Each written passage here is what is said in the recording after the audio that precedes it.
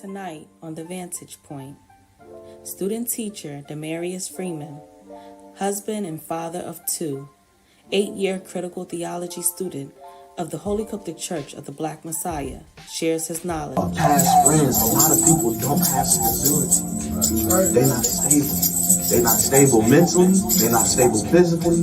They're not stable emotionally or spiritually. We would like to welcome him to take stage with us again, as he has so much knowledge to offer. Get ready to listen and learn. The Vantage Point begins now.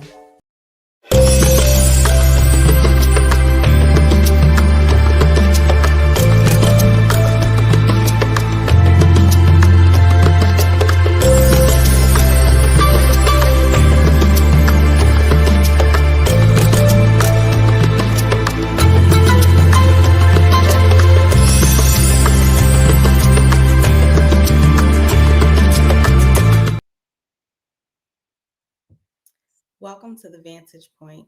I'm your host, Azandi Malinki, and you're tuned into your Conscious Podcast. I want to welcome everyone back another week. Thank you, as always, to our viewers that join us and support us. Please remember to share, like, and comment to help us spread this message of consciousness and awakening. Here, we like to speak to Nubian Melaninites that look like you and that look like me. And for the purpose of liberation, for the purpose of making ourselves better. So we bring on different people from all different backgrounds, all different ways of life. And we've been focused really on a certain message these last couple of months. So if you've been tuning in, hopefully you're following along to see where we're going with this. But ultimately, we have to implement these changes in our lives to become better. And with that, a lot of times we don't see exactly what it is that is holding us back from reaching this state of perfection. Sometimes we're blinded to the reality. Some things are just really hidden in plain sight. So tonight we're talking about the tipping point, right? How history repeats itself until we get it right. And within this topic, we kind of want to look at this from all different angles so that we can see how we can begin to notice when things go from being okay or being right to just kind of tipping over and spilling out. And you're like, how did we get here? What happened? Everything was good. I was a good person. I was a righteous person, or I was a decent person. And then all of a sudden, I'm here. Why did I do that? What made me make this decision or make that decision? Or what made me even follow this person that led me to making this decision? So sometimes that tipping point, it can just be 1 degree that leads us in the wrong direction. And that's what we're going to talk about today. So again, thank you for joining us. We're going to bring in a guest by the name of, he's a student teacher, Demarius Freeman, as you previously seen in our introduction. And we want to welcome him back to the Vantage Point. Thank you for joining us tonight. Namaste. It's good to be back. Yeah, so we're going to hit it hard today. And just having a conversation, right? Because, a lot of times when people hear student teacher or student priest of a church, it's like old school, grandma, granddad type vibe. It's like, what? So to see such a young face, right, and to be able to kind of speak your truth from a perspective where you're not too far on the scale of what they say is old, or you're not too young on the scale of what they say is, man, they don't know nothing, but you're right at that middle point where you can come and share what you've learned so far and the different adjustments that you had to make in your life, right? So you have just enough to share with the viewers where it's no excuse, because you have a young man doing it. Sometimes it's always the excuse of, too old, too young. Nope, no excuses today.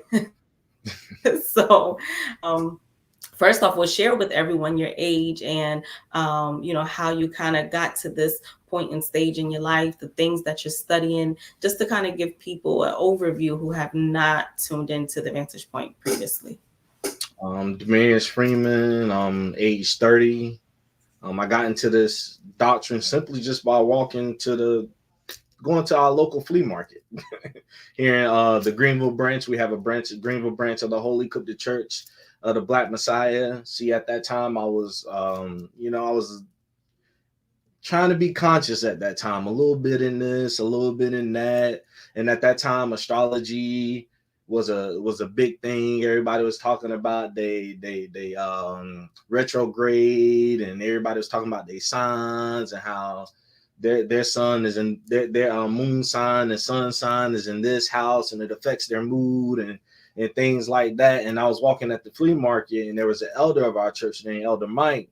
He was out there selling books, and we had posters at that time. And there was a book called Solar Biology versus Lunar Astrology. And in that book, it delved into how our true teachings, our solar biology or astronomy, is different from lunar astrology, because lunar astrology was coming from the Greek. And in that book, it has our teacher, who is our Reverend Dr. A.J. Varma. And once I got that book, I pretty much kept in contact with my elders, tried to speak with them, tried to come to classes and join and ask them a lot of questions, to the point where I eventually ended up meeting my teacher. This was around 2016, I think so. 2016. Yeah, it was around 2016. So once I met my teacher and we had a class, I pretty much joined the church. I decided to get my baptism. I decided to join in. I'm a husband. I have 2 children and a wife. Currently in school, majoring in chemistry. Eventually going on to try to go get my doctorate in optometry. Also working in the eye care field right now as a certified ophthalmic assistant. Working on getting my certification internationally so I can take it wherever I may go to help our people, of course. But those are the main things about how I got here to this point. Okay, so you're coming strong. You're coming strong. Okay, so, looking at your journey, we all had a tipping point. We all had a point in life where it either sent us on the right path or on the wrong path. And then we may have to even circle around and come back. And so for you, when you're looking at your life, what was that tipping point for you, which pushed you towards righteousness? What, said you went to the flea market, but what pushed you to the stage in life where you said you were ready to make whatever changes there was to even embrace that type of consciousness or that type of information which you came across? Oh, initially that tipping point was it's funny to say it, but a lot of bad relationships with females was the tipping point. Because when I first got into consciousness, dipping into hearing Bobby Hemmett 1 minute, and then hearing Dr. Amos Wilson the next minute, and then going in the conscious community, hearing Cy Netter and Young Pharaoh and all these different conscious teachers at the time, I didn't really have no balancement of direction of where I was going. So at that time, the relationship I was in, I was trying to teach the significant other that I had at that time. I was trying to tell her about consciousness, but it wasn't built on anything. It was pretty much chaotic. And that kind of led more into, instead of us growing and learning and being balanced and producing something and building a future together, it actually turned into destruction and destroying one another, degrading one another, disrespect. It switched the whole thing, because while I was trying to say this, everything else in my life did not match up with the things that I was trying to say or trying to convey.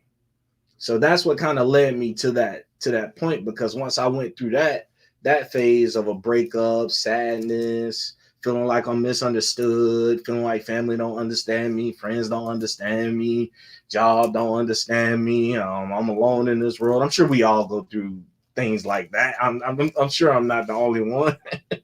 But in that time, that's the way that I felt. I didn't start to come out of that until I got to that point of walking at the flea market and looking at the solar biology versus lunar astrology, learning about atomism, meeting Reverend Dr. A.J. Varma and him teaching us, about atonism, about our true religious identity. That's the thing that started to aid me. That was the tipping point, pretty much, to put me back on balancement to where I've got the amazing things in my life today.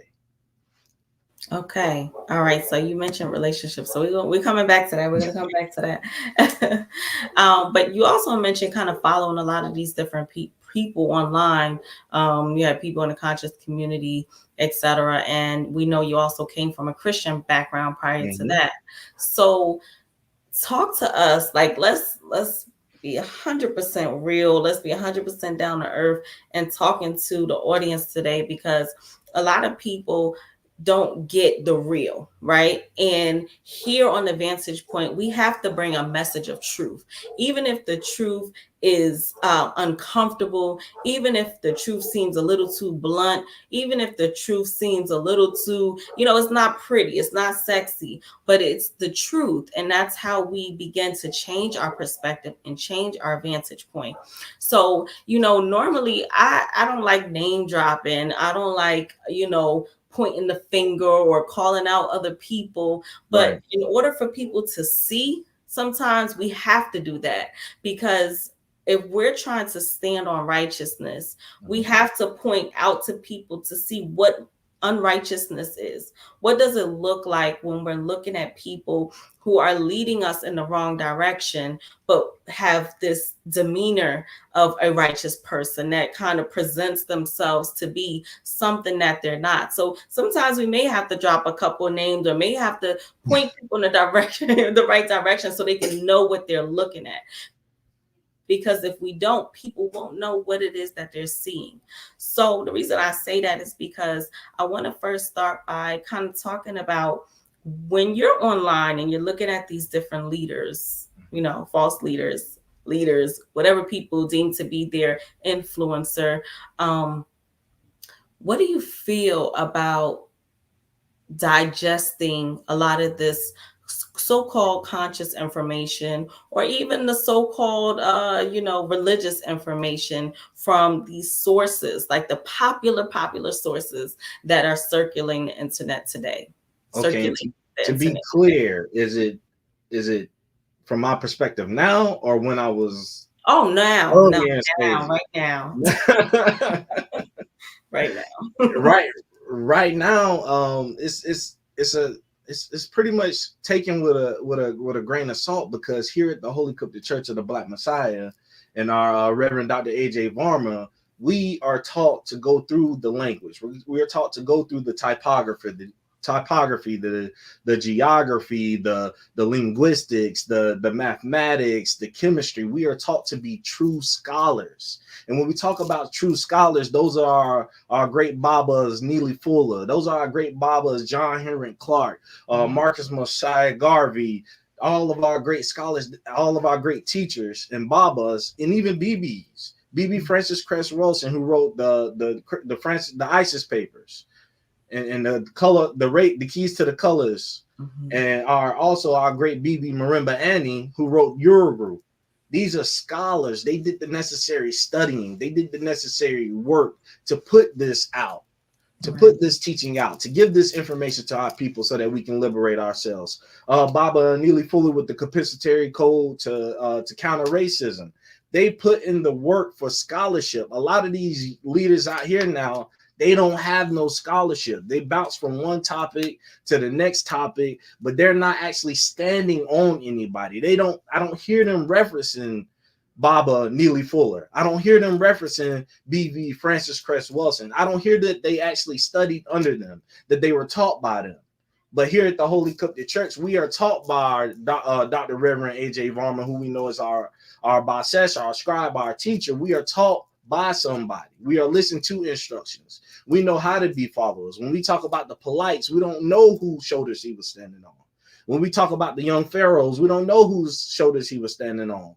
The Sinetta TV and the conscious community, we don't know none of these people and who actually vouched for them and the things that they was teaching and giving to the people and spewing to the people. So we can't actually verify who and what they actually teach, because we don't know who they are as a person. That's why oftentimes a lot of these conscious teachers from the Brother Polites or from the there's even a young brother called Nature Boy that was out there at this time. That's just misleading a whole bunch of young women and young men. They spending their college funds that their parents don't saved up for them. I'm talking $50,000 and just giving it to this man. Don't know where he come from, don't know what his background is, and letting him sleep with they women, and it's just all kind of craziness happening in the conscious community in this latter day.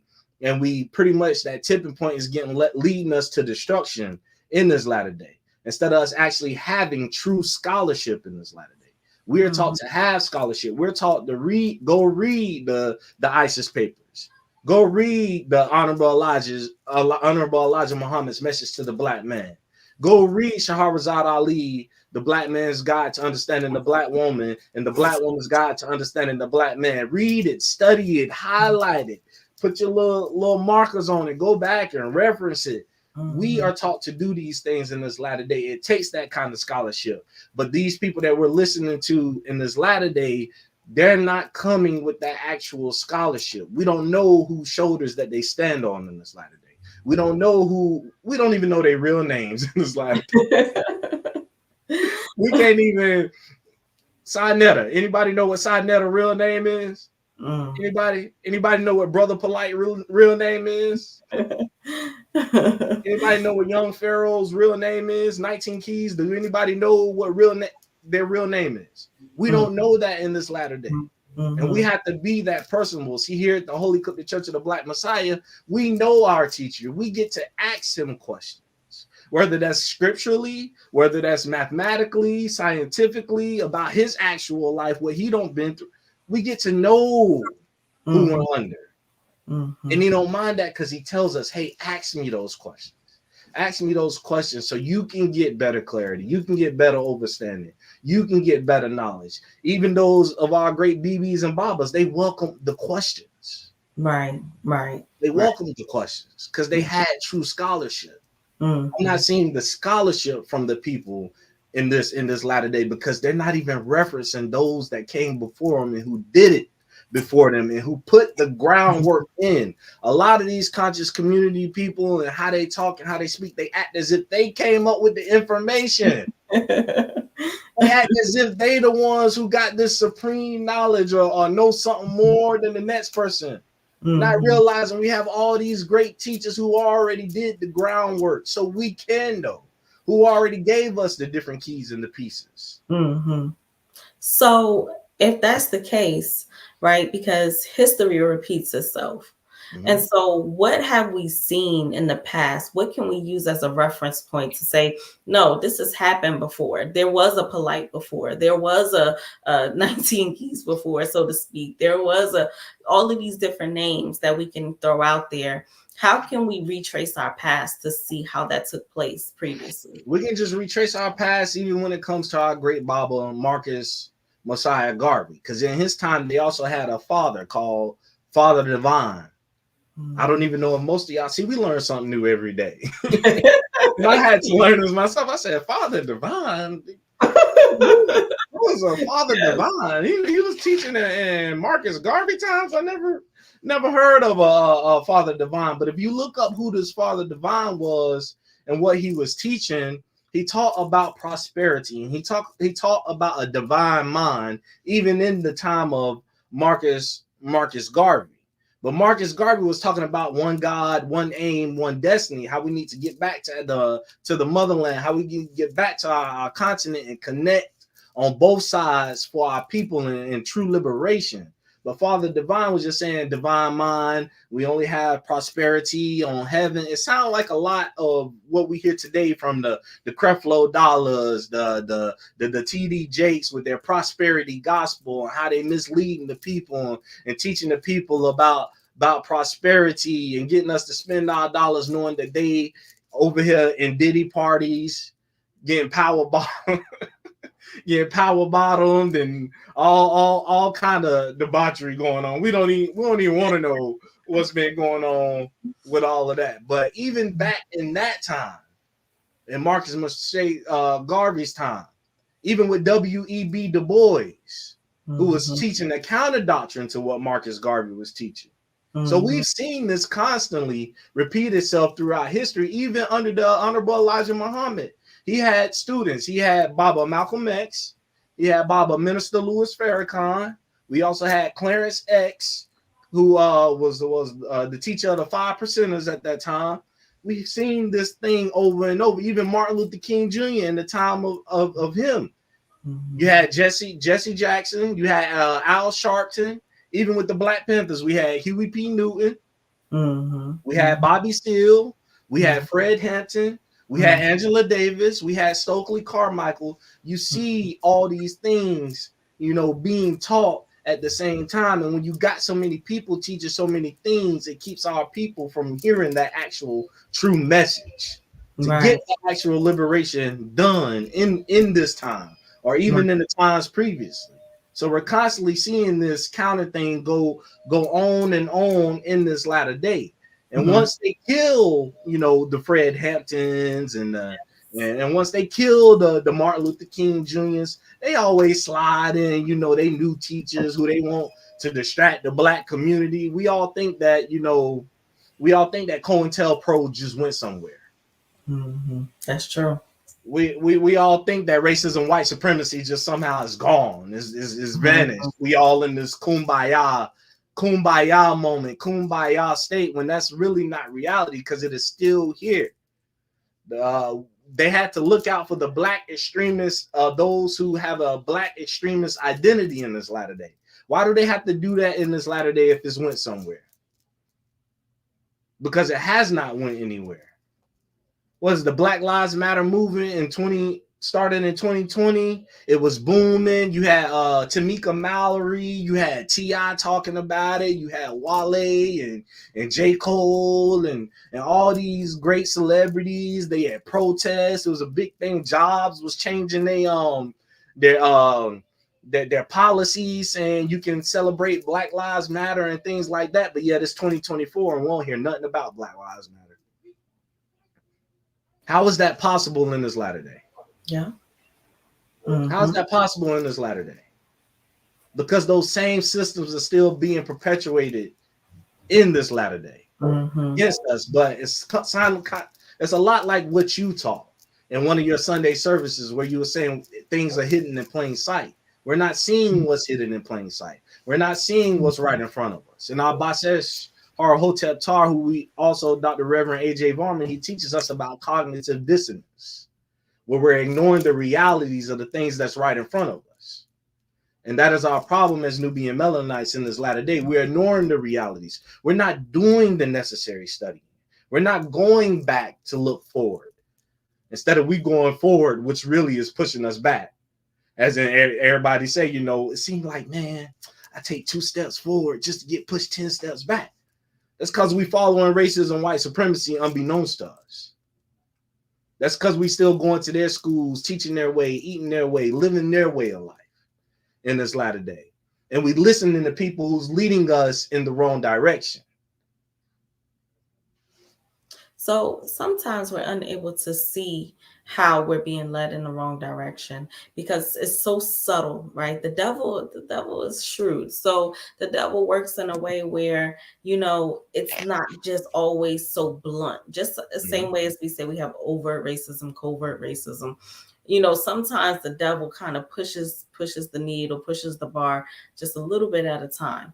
And so it's hard to see. Like I remember with Brother Polite, he started off in his garb. He had on his all white, he had on his hat, as he seemed as though, I only live this way. I don't eat certain foods. I take care of my children, my women. We don't wear certain clothes.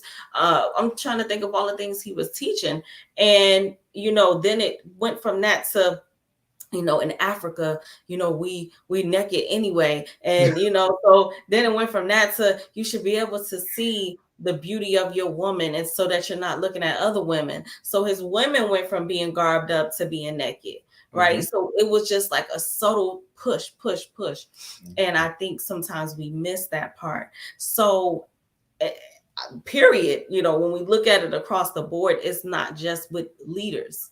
We're going to circle back around to it, but it takes place in relationships. It takes place in friendships. It takes place all throughout our lives. So I want us to look at it from a different angle. For people who are unfamiliar with the conscious community, with people who are unfamiliar with how it may take place in their church or in the mosque or in the synagogue, or whatever it is that they ascribe to. So in a relationship, especially since you have so many bad ones, in a relationship, how does a person push the needle? How does a person present themselves to be one way? And maybe you come in totally with just you and that person growing, to next thing you doing all types of stuff that you never even imagined before. It may not be your experience, but you know people, you have friends, you have family members. So if you can kind of speak to us about how this same thing looks, right? The same nature, how it looks, but how does it look from a relationship standpoint? It looks like Prince Charming and Sleeping Beauty. One wants to be saved and the other one wants to be the savior in this latter day. As a matter of fact, it's a big thing going on, on viral online right now. I think it was a doctor of psychology. She was talking to Cam Newton. I'm sure some of you have seen that podcast and know exactly what I'm speaking about, because we all try to, be hip to information in this latter day. And in that, she was speaking about, the fairy tale ideology. And she was saying 70% of women who come to her as a psychologist to heal their marriage, they come in with the mentality of, I need a Prince Charming, I need a savior. And she said that it doesn't necessarily mean that they don't have a good man, but their idea of what a good man is interfering with who that man actually is. Because she says a lot of good men, but that fairy tale mentality is what's messing us up. And we have an actual book that's called Children Fairy Tales Breeds Adult Religions. And in that book, it goes into these particular fairy tales and teachings. Men, we out here want to be the savior. We want to be Superman and come swoosh in on our cape and save a lady, knowing we cannot save her. We can't help it. We barely even got ourselves together. So how can we actually lead her and guide her as Nubian Melanite men in this latter day in the right direction with this mentality, as we call it, the little white boy and the little white girl that is in us in this latter day? Our sisters, they want that savior complex. We still have that savior complex, even in relationships. It's not even just in religion where you just want to be saved by some Messiah, saved by some God or some outside force. We even come into relationships expecting, hey, you need to save me. No matter how crazy I am, I need you to save me. No matter if I think about killing you while you sleep and I'm just staring at you. You need to save me. You need to come rescue me. Like, no, because it shows up in relationships in that manner. Because just like how we were speaking about the scholarship, how a lot of these teachers, they don't speakers in the conscious community and things like that, and even in church, they don't do the necessary work. We don't do the necessary work in relationships. That's the reason why I spoke about my past relationships, because I didn't do the work that I had to do and am doing in this relationship. I had to learn not only myself, but the partner that I have. My wife, my lady, I had to learn her. I had to go around her family. I had to see how she interacted with her family. I had to see, oh, she had like this from her mama. This is where she get this mentality from. And this that grandma coming out of. This is why she had this way. Oh, her auntie a little bit crazy. So this is the name. this is where I get this from. This is her dad. And I see how upstanding of a man he is. This is why she look at men. You have to do that necessary studying when you are in a relationship with a person. And much as well, ladies, when you get a man, you have to do that necessary work. You got to see him around his family. You got to see him around his mother. his aunties, his sisters, and even if he has children, you got to see him around his children. You got to see him around his community. You got to have other people to vouch for that person so you can see who they really are. If not, it's going to turn into that. Like I was speaking previously about a previous relationship, relationships that I had, it didn't stand on anything. I wasn't paying attention to family members and what made them this way and how did they become this, getting to know them. There was no foundation. There was nothing to stand on. So that automatically creates that little white boy and little white girl syndrome. She looking for me to save her and I'm looking to be the savior. Mm-hmm. Mm-hmm. Instead of actually paying attention to the reality of what we actually got going on, that we both are facing racism, white supremacy in this latter day. Right. We both have cognitive dissonance in this latter day. We both have to do the work, have to learn how to learn to study. We have to learn how to grow our own food. We have to learn to work out. We have to learn our history. We got to get our DNA test to learn what parts of Africa we're from. What's our family lineage? We got to do all that work in this latter day. And that's what's missing in a lot of relationships, because a lot of them are not coming to the forefront, figuring out these things or asking these kind of questions, asking the right questions. Okay, so because you and your wife now, you're moving closer and closer towards righteousness, like you're living a righteous lifestyle. So before you've embraced this way of life, can you please tell us, how does a man or how does a woman push the opposite gender, push the opposite person towards corruption, right? Towards debauchery, towards debased behaviors, towards how do we participate in doing that in degrees? How does that look on the whole opposite side of the spectrum? In a little bit more detail of how the needle moves one at a time, where it's so subtle and hard to see.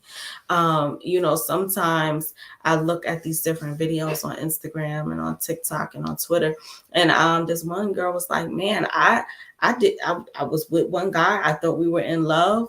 She was like, and she said, next thing I know, he asked me to do some other, like she just explained it in so much detail. And the comments, people, it was all types of comments, but I don't think that we understand that sometimes, we think that we love a person, or you think that you love information, love the consciousness, that a person may even present a certain level of consciousness, then they move you away from it one step at a time. So how does that look from a relationship standpoint? And give us the part that we don't see. Give us the part that we don't see? We seeing it. We just spoke about we seeing it. We literally just spoke about Brother Polite and his wives when he first started out, how they was all dressed up, how he was saying, we teach this way, we move this way, all the way to them pretty much showing they gluteus maximus and dressing like, the little sexy reds and the lottos and the ice spices, and you see that constantly move throughout this ladder. And not only are we seeing it from so-called teachers of the Black community, we're also seeing it in our day-to-day lives, where we either may have been the influence or have been influenced in our own relationships, to where we're leading a person into that debauchery, into that degradation, into that into that unrighteous way, that way of corruption in this latter day. Because there was a time where I was led into corruption, and I led people into and that's what I'm saying. I need you to give us, Brother Demarius. I need you to give us the words that you use when you led people, the words that was used for you to be led away from. Don't say gluteus maximus, and I need you to talk like I need you to give us the 100% raw, real, because I want women watching, I want men watching to be like, oh, you know what?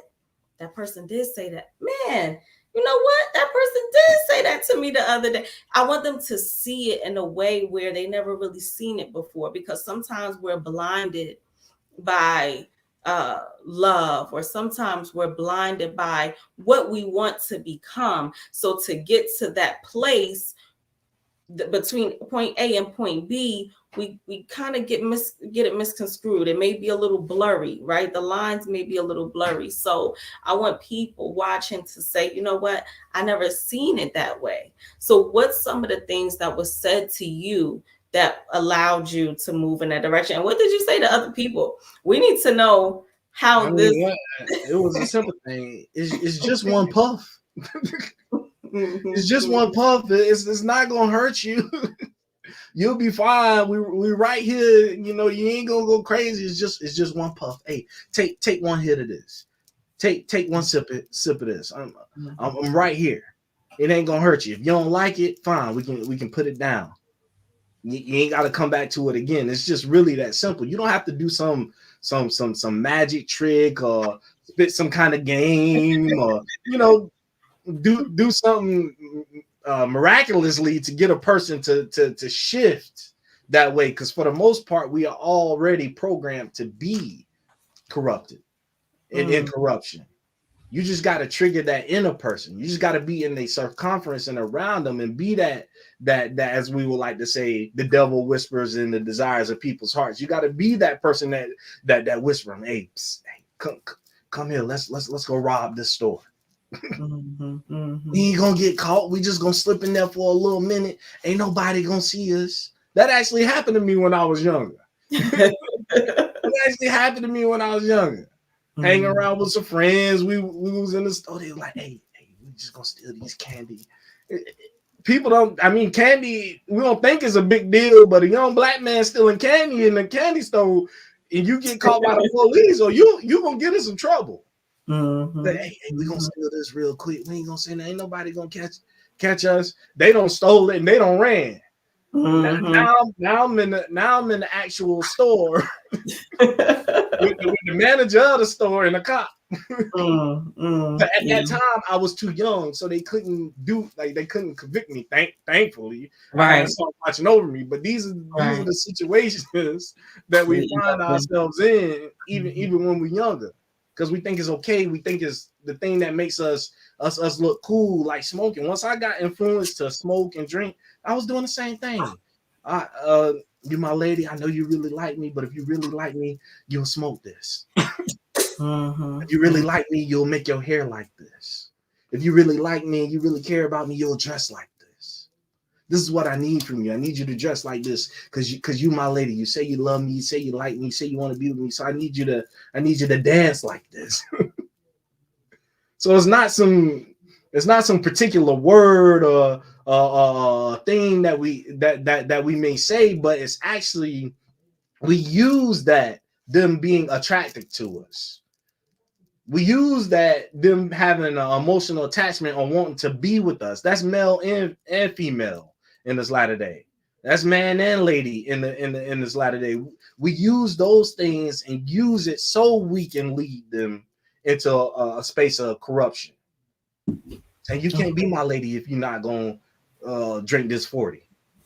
You can't be my lady if you're not gonna chug this Four Loko with me and sit down and watch Netflix with me, and we're gonna watch a whole bunch of scary movies, watching people slit their throat and just crazy stuff.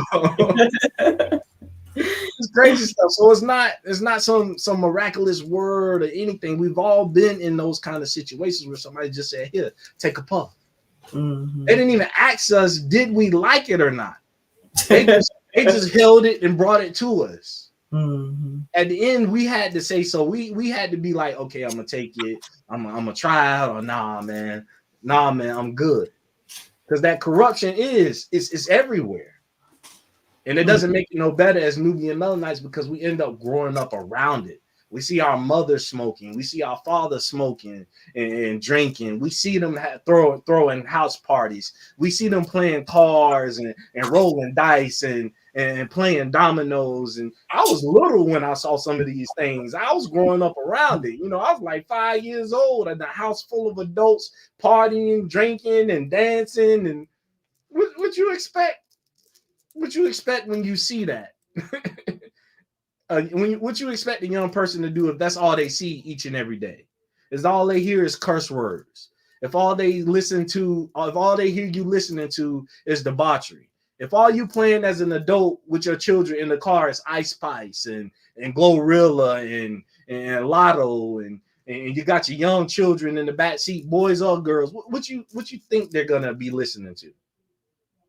Because you are setting that actual standard at that point. So it's in multiple ways that the corruption comes. Right. So you said we were programmed. So what made us emotionally accepting of the different changes, right? I remember at one point in time, you couldn't be called the B word. You know, you were calling your brother, your cousins, you call somebody, call me a B. I'm on the phone in 2.5 and it's a problem. Now we calling ourselves B's and we bad B's. And so it went from one extreme to the whole other, right? And its definition and its acceptance. So what happened to us emotionally? What some of the things that allow us to be accepting of corruption? Because you said we were programmed. So can you go into it a little bit more, please? Oh, we all know what happened. What we got? Love and hip hop. We got The Flavor of Love. We had For the Love of Ray J. We had shows like Degrassi, which is kind of like the white hippie show, I guess, a high school. We had the Real World on MTV. We had all these shows. We had all these movies. We had the different songs saying we don't need a man and things. All these things in this latter day pretty much got us to this point, because for a lot of us at a young age, the TV raised us. Not necessarily the elders, but I'm 30 years old. A lot of my generation, we was raised by the television. We watched the Jersey Shores. We watched the Real Worlds. We watched the Survivor. We watched the American Idols. We watched all this programming on television. Some of us even read the different books and the magazines, and then we start to think and perpetuate that in our actual lives in this latter day and even in that time. And we thought that this is how things were supposed to be, when really that's not how things are supposed to be. That's how it started to program us, because we started to listen to what they said was supposed to be the standard of beauty. Right now, if we type in beauty online, we're gonna see a whole bunch of white women pop up. You don't see sisters. If we type in handsome men online, you're not gonna see a whole bunch of brothers. You're gonna see white men pop up. And much like online, in the time of magazines and books and things like that, that's what you're seeing. When you get the GQ magazine, you didn't really see brothers. When you get to see when you see the men's health magazines, you didn't get to see black men like that. When you got to see the Vanity Fair magazines and those kind of magazines, you didn't see sisters on those magazines. You seen white women. And that's already telling you you're not valuable enough as a sister. You're not valuable enough as a brother or a young man or a young lady. It's already telling you to have that doubt, have that self-hate, not love yourself. So now you want to bleach your skin. Now you want to look lighter. Now you want to put your hair straighter. Or now you want to put a wig on. Or now you want to get a Jerry curl and get your hair pressed. So those are the things that has happened and still happening in this latter day, all the way up to this time, because we're still not getting those things. We're still not seeing ourselves in movies. We're still not seeing ourselves in commercials. We're still not seeing ourselves in books, in cartoons. We're still not seeing ourselves in the light of who and what we are as a people in this latter day. Yes. So those are the things that have taken us away emotionally. Yes. And we need those things that's going to bring us back on that balancement and tell us who and what we are, much like the Holy Cryptic Church of the Black Messiah in this latter day. Okay.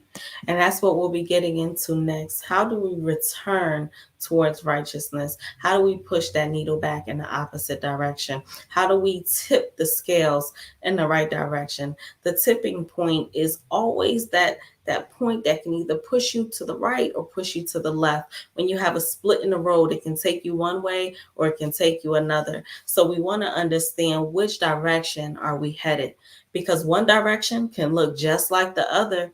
You can think you're on the right path, but really at the end of the road, it's not what you had envisioned for yourself and for your family. So we're going to take a quick commercial break, and we'll be right back with our student priest, student teacher, Demarius Freeman. We'll be right back. Right now, get conscious news every month. Stay up to date with the Coptic Revealer. Every month, you can expect conscious perspectives, balanced advice, inspirational stories, together with provoking discussions on every topic. Read and enjoy a magazine that goes beyond and above the scenes. What you waiting for? Start your collection now. This full-color magazine for just $3 US. You can get it as a PDF to read on the go, or as a physical copy to read in the comfort of your homes. Stacking too high? Don't throw it.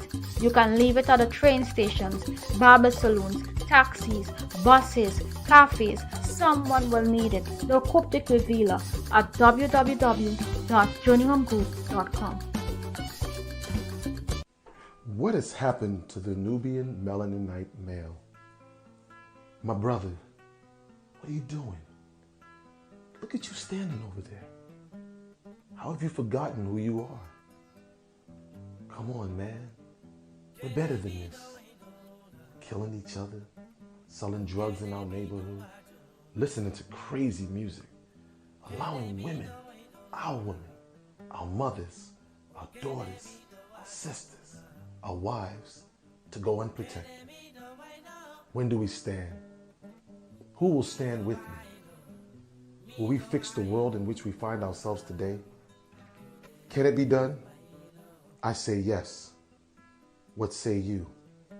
Join the Holy Coptic Church of the Black Messiah, Journey Home Group International, today.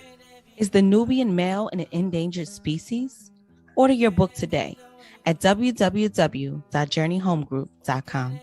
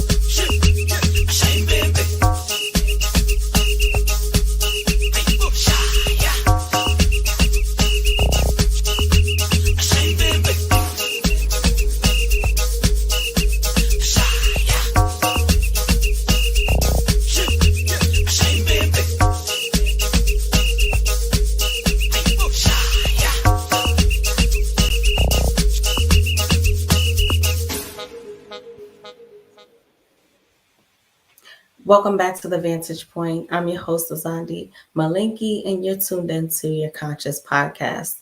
Today, we're talking about the tipping point. So welcome back, and welcome to all the listeners and viewers that just joined in. I want to bring back to the stage our student priest, Demarius Freeman, joining us from Greenville, South Carolina. And I want us to pinpoint some of the things that we need to do, we need to implement in our lives to push us towards righteousness. And in a sense of some practical things, what does it look like for us to be moving in the right direction, because sometimes we need something that's measurable. I believe it was a comment asking about this as well. We need to measure our success.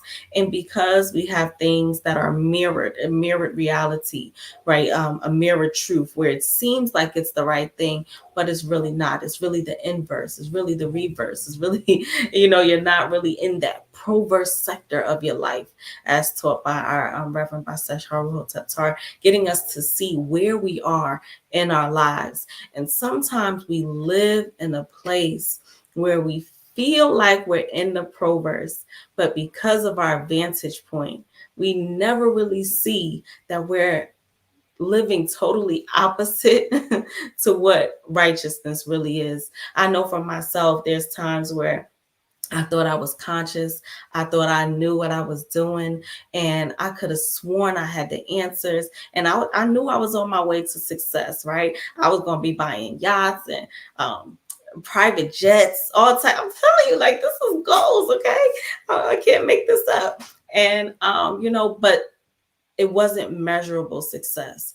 And because we have been programmed in corruption, righteousness doesn't always seem so obtainable in its perception, because I don't know what it looks like. I don't know what it feels like.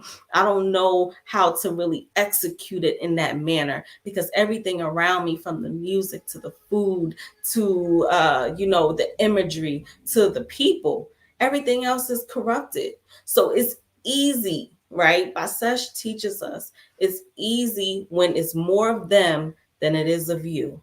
So if it's more people in the room that are corrupted, it's easier for me to be corrupted, right? Because there's only one of me, and that energy is strong, that force is strong, that presence is strong.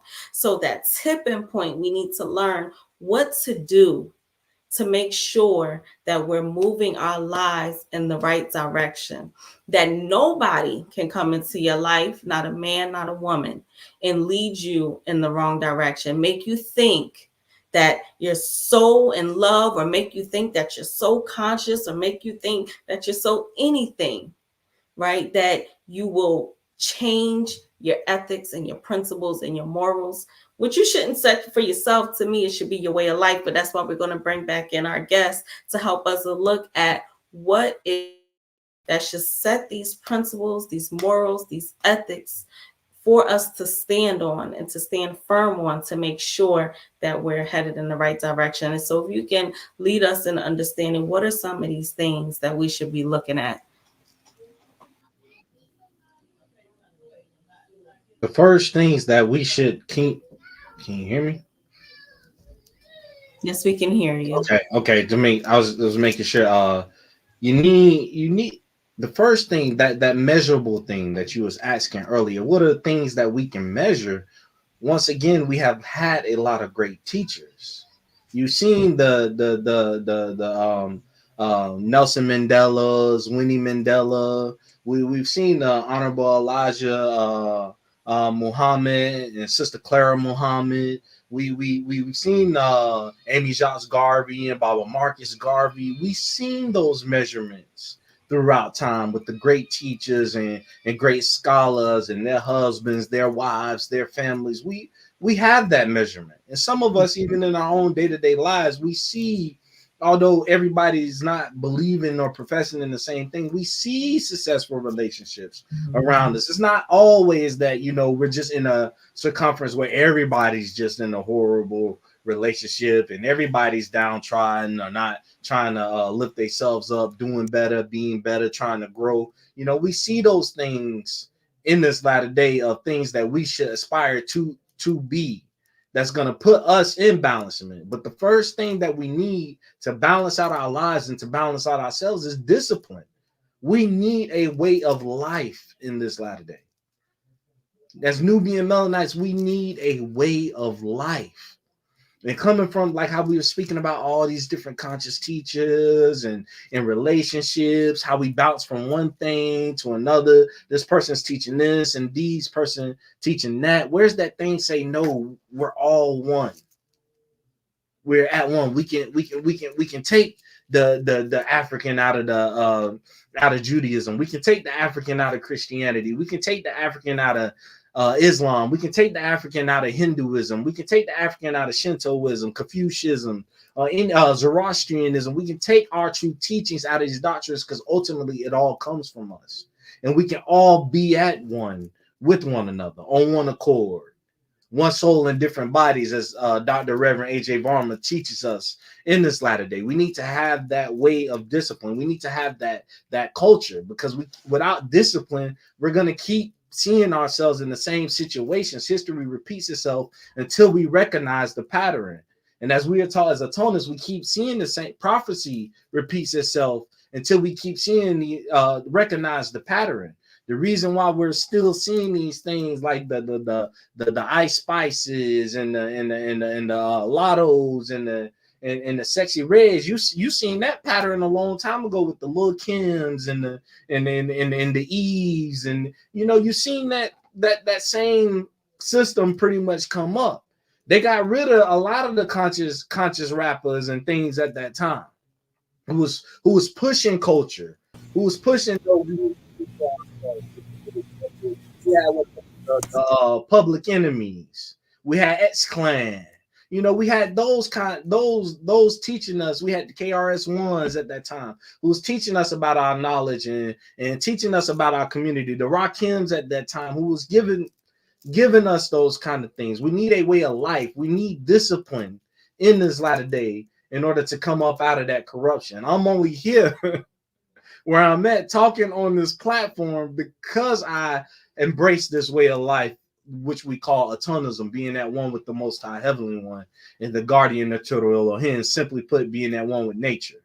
It's because of this doctrine and what it teaches that I'm able to have that foundation, that I'm able to have that discipline. It says, hey, on Friday nights, we have Shabbat. We observe the Sabbath. We light our candles. We are at the table with our family. We're not out at the strip clubs. We're not out at parties and drinking and smoking, because this is where we have to be. Our doctrine says, no, we have to wear a kufa. Our doctrine says, no, we should be garbed up with our emblem, where the symbol of the ever-living Nazarene. All these things is to say that, no, we have a way of life. We have a system. We have to be disciplined with that.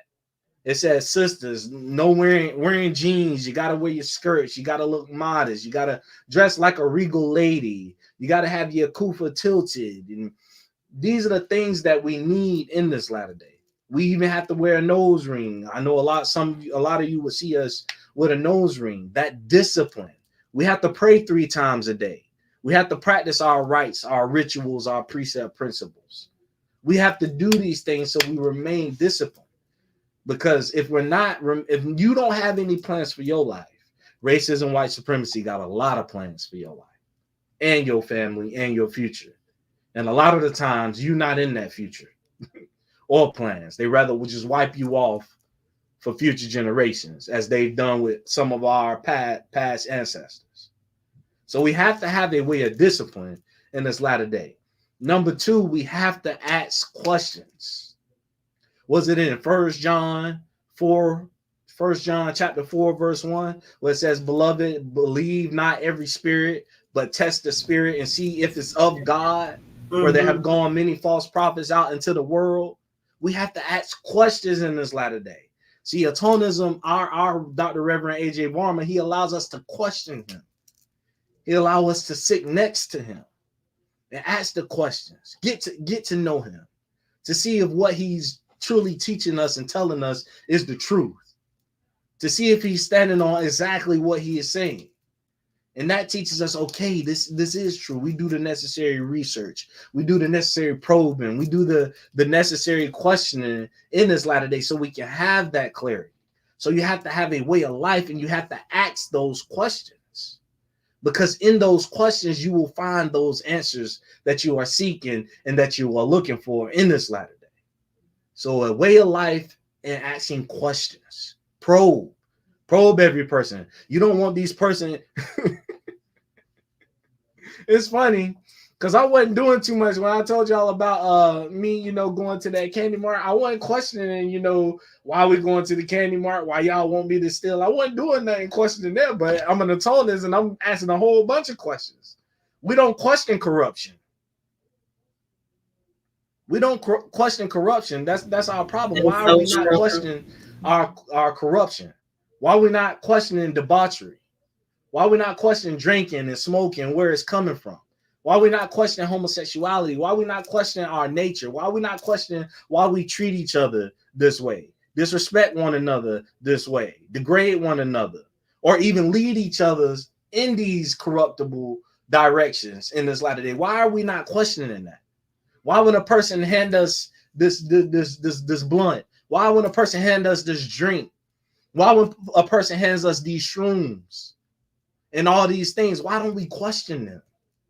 Why do we just take it and be like everything's gonna be okay? No, question them. See where they're leading you, because inevitably it's always into your destruction. But to have actual discipline, it will allow us to be led in a way of righteousness. But in order to be led in righteousness, you have to ask those questions. Or you will never know what you're being led to or what direction you're going in this latter day. Yes, that's so true. And one of the questions, and I would like to speak to it and ask you to speak to it as well, was, well, how do you forgive yourself for some of the things that have shamed you, right? I'm trying to read it exactly how it was said. And because you spoke about the discipline and how to forgive. There we go. How has he forgiven himself where the world would shame you in past decisions? So you can go ahead, go first, and then I'll follow up with How has he forgiven himself where the world shame you in past decisions? The world will shame you. Well, being where I'm at this point, the world cannot put the shame on me that I haven't already put on myself. So you have to do that necessary reflecting and look on yourself. And you ask, how have I forgiven myself? Because you have to actually sit with yourself. You have to actually do the work of analyzing your life, what you don't been through, the problems you've had, the trauma that you've been through, the disagreements you've had in relationships, the disagreements that you've had with family members, that you've had with friends, or that time you may have manipulated somebody and got them to do the wrong thing. You have to face those things about yourself. You have to face the reality and accept that reality of what you have done and the things that you have did. But the beauty about atonism is that we have something called the right of restitution. And we balance out our scales. We don't really get rid of those things that we may, quote unquote, be shameful for, or feel like, the world is gonna judge us on. If we didn't experience those things, how can we teach others who's going through those same things? The beauty about being young, I love when I hear an elder tell me, hey, young man, don't do that. I already been there. I know what that's like. As a young person, I'm supposed to give my ear to that, and I'm supposed to listen, so I won't have to go through that same trauma. I won't have to go through that same pain. I won't have to go through that shame. I won't have to sit there and analyze myself and have to forgive myself because I listened to those that came before me who told me, no, this is not the way to go. This is not okay to do. But through your life's journey, the things that you do feel shameful about, or that you have been through, it's that self-analytics of your own life and what you don't been through.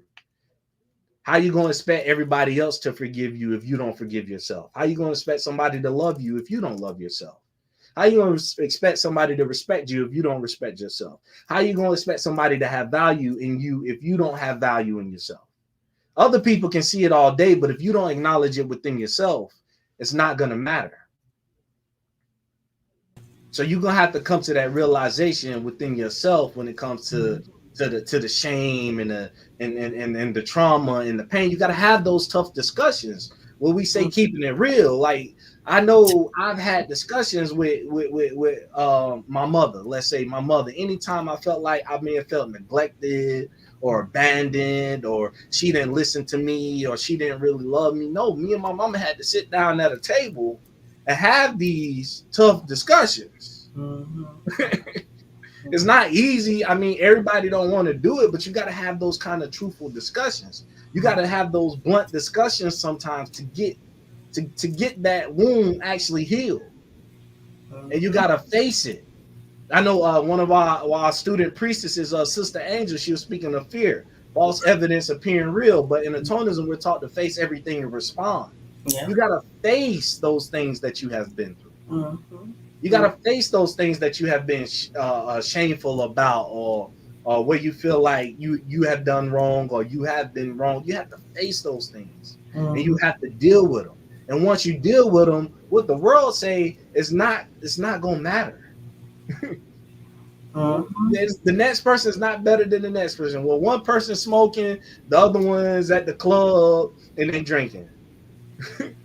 Well, the one person is beating their significant other, the other person is watching pornography. We all got some kind of mess in this latter day that we got to clean up because we're living in lands and around people who are not us. We're living a way of life that's not our actual way of life. We all got that corrupt. We all got things that we're shameful about, things that we need to forgive ourselves about. So we all have to come and face with that actual reality. As I was speaking about a little earlier, going through consciousness and in that horrible relationship, you know, once you have that horrible breakup and you feel like the world is in it and you alone, that's a whole space for you to focus on yourself. And we've all, I know for a fact, we've all been through it. Because I literally had elders tell me, young man, if you do this, ladies, elder sisters, like I remember an elder, her name is Vicky, Elder Vicky. This is when I was practicing blind faith.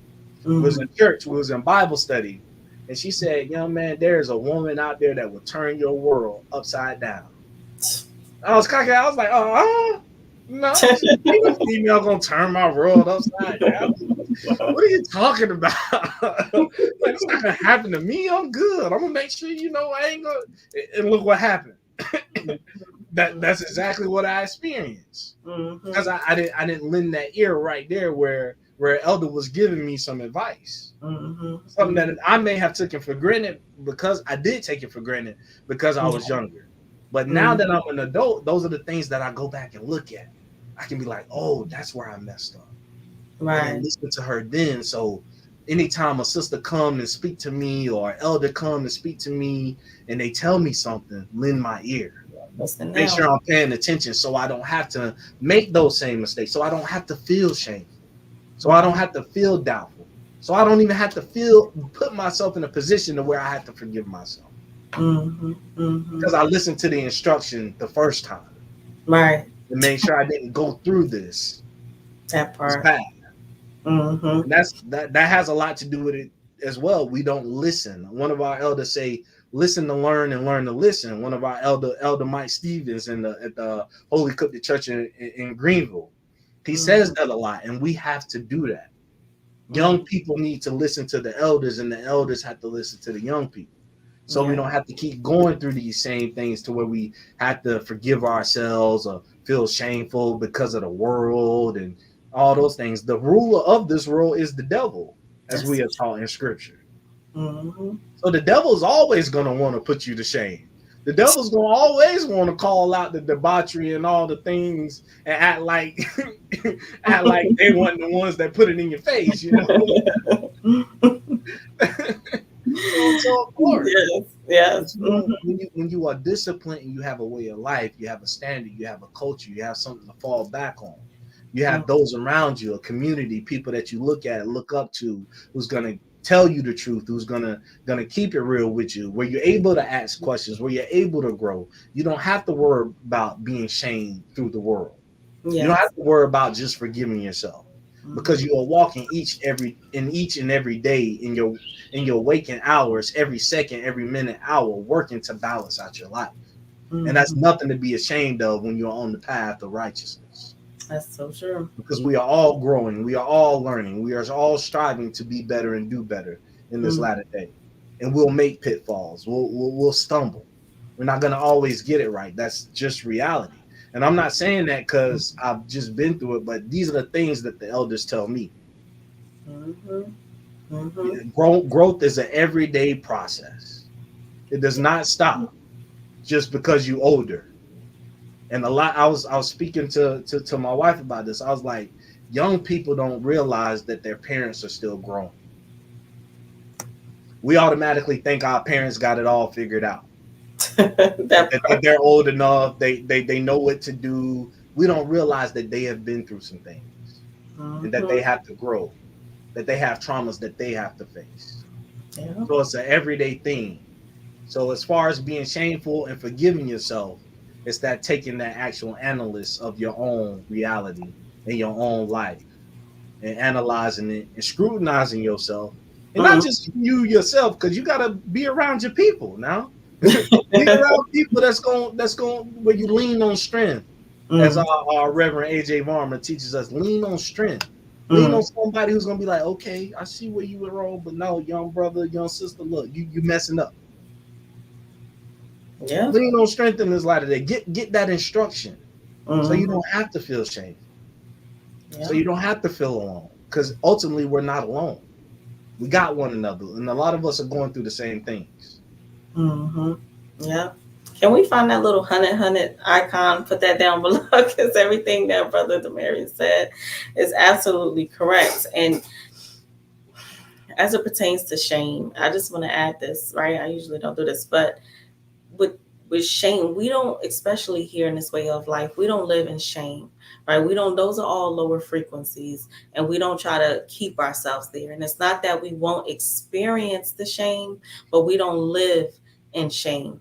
But when you speak about forgiveness, I think one of the things that we have to understand is that forgiveness is not just saying, okay, how do I forgive myself? And you have a conversation with yourself and you're like, yo, forgiven, good, keep going. But it's to actually say, I forgive myself through action. When I did X, Y, and Z, I was sick. I'm still recovering. And within me being sick, I made decisions that I didn't know no better. I was under racism, white supremacy.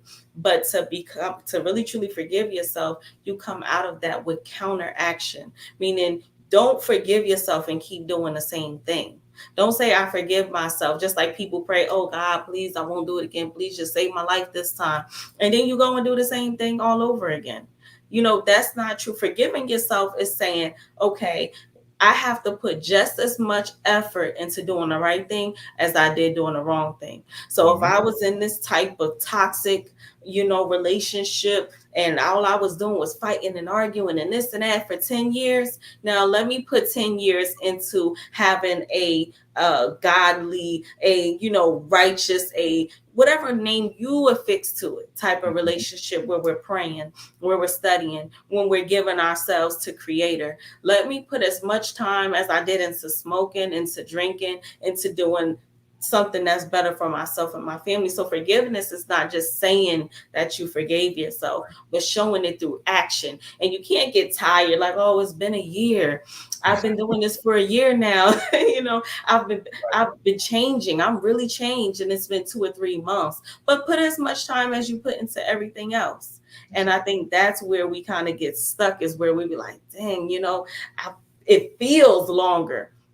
But the time sped by. But when you look back, you're like, man, I was doing that for mad long. It was 20 years. I was drinking since I was 14, and you didn't complain then. So don't complain when it comes to giving your life over to the Creator, the Sustainer, to righteousness, to discipline. So all these things that Brother Demarius, student priest Demarius, has mentioned, is to do it.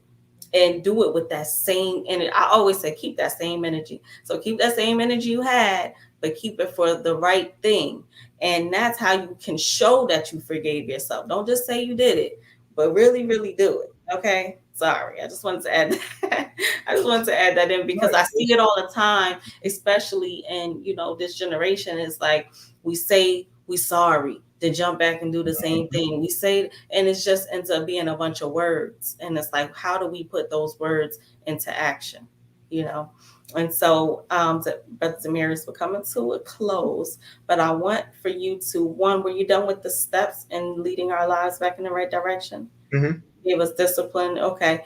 And so is there anything else that you would advise as far as just keeping ourselves in a high calibrated state of awareness and kind of just being open to knowing not just knowing the truth, but seeing the corruption? Like, I think it takes a certain eye to pinpoint it.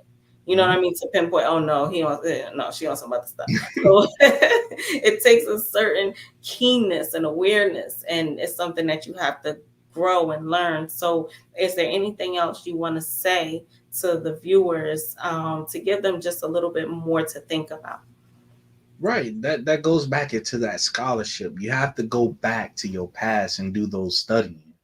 You have to go back and learn about Baba Marcus Garvey. You got to learn about W.E.B. Du Bois. You got to learn about racism, white supremacy.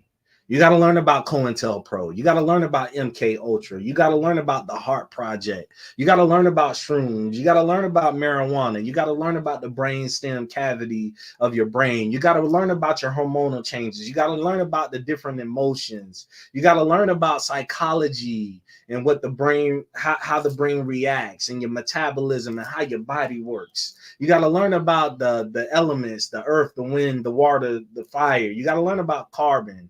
You got to learn about iron. You got to learn everything in this latter day, especially us as Nubian Melanites, because we were the forefathers and mothers of everything that's being taught in this latter day. We're the forefathers and mothers of mathematics. We're the forefathers and mothers of science. We are the forefathers and mothers of science, technology, food, growing food, agriculture. We are the forefathers and mothers of all these things, but we have to get back to that. We have to go back and see our great teachers. We got to go back and see those who have led us in the right direction and those who have misled us. Just like we were saying, history repeats itself. There's no different from having the Brother Polites and the prosperity gospels of today to having Father Divine back into the 1920s. So in this latter day, it's 2024. We got to go back and study 1924. We got to go back and see what the Nubian Melanites was doing in 1924 and how we operated and what we taught and what was our mission. We got to go back and do these things. We got to go back and do that kind of work. As we say, our Dr. Reverend A.J. Varma teaches us, retrace the past to blueprint the present to foretell the future. We have to go back to the past to see these things. Or as we all know it as Sankofa, we got to look back. And that's what we're not seeing out of a lot of the teachers, whether it be in monotheism, Christianity, Islam, or whether it be in the conscious community, and as far as Africa or the natives of America or the indigenous people of the lands. We have to go back and learn these things. We too caught up in what people are saying now, but we're not standing on the shoulders of those who came before us. We have to stand on their shoulders. We have to listen to the pieces of the puzzle that they have given us and the keys that they have given us to liberate ourselves in this latter day. And understand that it is about the liberation of Nubian Melanites on all fronts of people activity, in which Baba Neely Fuller talked about in the compensatory code of racism, or as we know as Rel Sel Web. We got to get back to those original principles of who and what we are as a people in this latter day. Thank you so much. We appreciate you joining us today. You definitely gave us a lot to think about and a lot of questions that we have to begin not just asking ourselves, but asking the people around us and asking of the leaders that we follow and the influencers that we follow and the man or the woman in our lives that we follow. So these are some of the things that I pray everyone has taken away from today. If not anything else, but start posing questions. And those questions will lead to answers that will push us in the right direction. That's that tipping point. And allowing history, as Brother Demarius said, to not repeat itself by knowing the history. I think a lot of times we get turned off by history, really knowing our history, not the story that we were given, but the actual reality. So thank you, Brother Demarius, for joining us. And we will love to have you back sometime soon. And we will look forward to Yes, we'll look forward to having you back soon. Thank you again. And to all the listeners, we want to thank you for joining us. So please, please remember, as you look around the world, right, at the people that lead us towards corruption, that you also have to look at yourself, that part in yourself that was attracted to the corruption, because that's the nature that we need to examine, that a little piece of that corruption exists in us. And to get away from it, we have to, one, acknowledge that it's there and question that nature, know that nature, learn that nature, so that we can tip the scales in the right direction. This has been The Vantage Point, and we pray to see you again next week. Everyone, have a blessed, safe weekend, and we'll see you next time. Peace and love.